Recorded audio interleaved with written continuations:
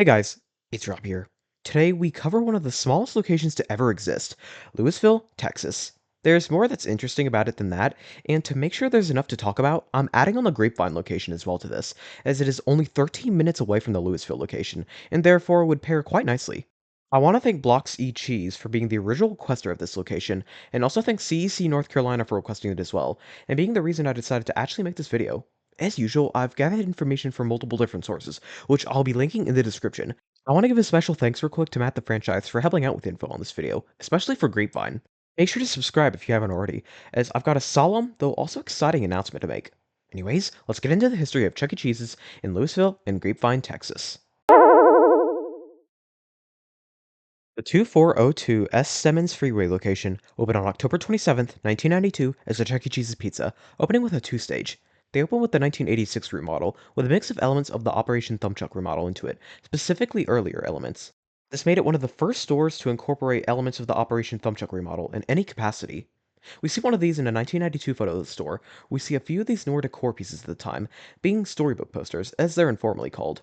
The first one is actually a storybook poster, and features characters from storybooks on top of a stack of three books, with characters such as Moby Dick and Humpty Dumpty being on top of them, with characters such as Jasper, Pasquale, and Helen being incorporated into the pieces. The next one is actually a TV poster, which has multiple characters such as Godzilla and B9. I'll say real quick that I am a big fan of these posters with how detailed they are, and wish they had been rolled out on a wider level.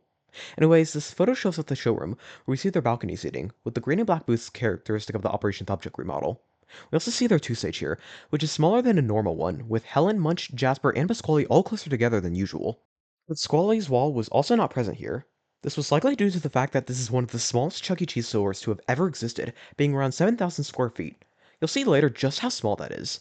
The two-stage here is located on the very back wall of the location. We have an exterior shot between 1992 and 1993 that shows off the Chuck E. Cheese's exterior, with the usual white walls, color checkers, as well as red awnings. Footage from between 1994 and 1995 gives us a look at the location, where we get to see a bit of the games, a bit of the rides, the ball pit, some of their Operation Thumbchuck decor, and the stage, which looks to be in great shape, with no issues I can see here. We also get to see their Chuck walk around, that being the 90s head with full tux attire. In 2004, the store received one of the first Cool Chuck Reconfiguration remodels, which changed its exterior to one of the first to include this Avenger Chuck pose. Interestingly enough, this sign also had the letters of Chuck E. Cheese attached to it, which is unique to this location.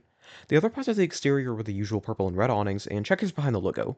There's also this Avenger Chuck piece, not seen in later remodels, but what makes their specific Cool Chuck Reconfiguration unique is the addition of red, blue, and yellow booths, with matching red, blue, and yellow tables, both of which I believe are also unique to this location. This remodel would also add earlier versions of the pieces we usually see in the Cool Chuck Reconfiguration, such as these postcards and Warhols. They also added in a couple of must-see TV posters during this remodel as well. As usual, some of the walls would be painted purple. The other big change came in the stage, as they would replace a two-stage with a small town Studio C stage with a 16 movement bot. The stage would be located on the left wall of the location, rather than the very back wall like the two-stage was. The photos you've been seeing come from 2007, where we get to see their stage, with Chuck in full Cool Chuck attire, including the cap. We get some footage of the showroom area in 2014, where we see the walls on that side were now painted red, and the blue screen was gone by this point, replaced with a "Let's Party" mural. The bot itself is in good shape, with the only issue I can see being Chuck's right arm not going high enough. He's in full Avenger attire here, except for the cap. 2016 footage shows mostly the same thing, though now Chuck's right arm races towards the left when he raises it, which isn't a problem I've seen before with one of these bots. A store tour from 2017 gives us an idea of just how small the location is, with these few seconds of footage really hammering that fact in. We also get a better look at their colored booths, of which there were 12 sets total, 6 by the counter area and 6 by the sky tubes. By December of 2017, the purple and red awnings would be removed, revealing the color checkers underneath from the 1986 remodel, similar to Durham. We also see here that their logo has deteriorated quite a bit, becoming discolored. The letters would be repainted by late 2018, though the Avenger logo itself would remain untouched. In 2020, the sky tubes would be removed due to a certain pandemic. In February of 2022, the location would begin its 2.0 remodel, changing the exterior to a simplistic Rockstar one, painting all the walls white, replacing older decor with newer decor, adding new booths to replace the old ones, and removing the small town Studio C for a 2021 model dance floor and video wall, which would be located on the white wall of the location. As for the bot, it's unknown exactly what happened to it, though it would end up in a shipping container, so it may have ended up used for parts at another location. These unique posters from when they first opened would be moved to the corporate office, though would be trashed when the office was relocated. The 2755 E Grapevine Mills Circle location opened on May 21st, 2002 as a Chuck E. Cheese's, opening with the Operation Thumbchuck remodel, having a thumbchuck exterior, white walls, the sky tubes, and decor such as the must-see TV posters. They opened with a Studio C 2000 stage, having a 32-movement bot. They would receive the Cool Chuck Reconfiguration early 2004, changing the exterior to an Adventure Chuck exterior, painting some of the walls purple, and replacing some of the older decor with newer decor, though keeping the must-see TVs around. They would also keep around the older booths. I should also mention that Grapevine's most significant aspect is that it was used in show tapes, training material, and commercials. For example, this orientation video from 2007 gives us a look at the location, with things such as their must-see TV posters, plus older versions of the core, such as the framed Warhol again. You could even see their Chuck bot here, in full Chuck attire, including the cap. A 2012 photo shows us that Chuck is in full Avenger attire by this point, including the cap. Another from the same year shows their Avenger Chuck walk around. A 2013 photo shows Chuck's cap was gone by this point. 2014 footage shows the bot to be in good shape, though I can't tell if things such as his head tilts and body tilts aren't being used here because they're not working or if they're simply not programmed here. In January of 2015, the location would receive the 2015 model, being one of the first to receive it. This would change the exterior to a Rockstar exterior, making one of a handful of locations to have this orange and white patterned exterior, paint the walls to blue, lime green, and yellow, and receive newer decor to replace the older decor.